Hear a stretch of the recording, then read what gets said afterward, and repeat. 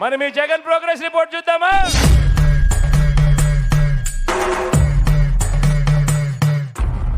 చూడాలని ఉందే.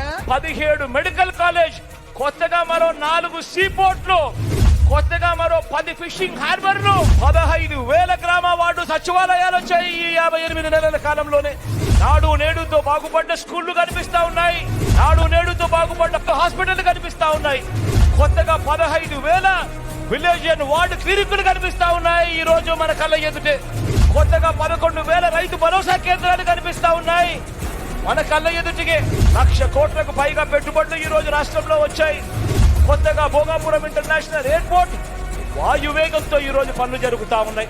రాష్ట్రంలో ఈ రోజు 3 ఇండస్ట్రియల్ కారిడార్లు, రాష్ట్రంలో ఈ రోజు 10 ఇండస్ట్రియల్ నోడ్స్, ఎంఎస్ఎంఈలకు ఆ పన్ను హస్తం ఇస్తా ఉన్న ప్రభుత్వం మీ జగనన్న ప్రభుత్వం ఈ రోజు నిలబడింది.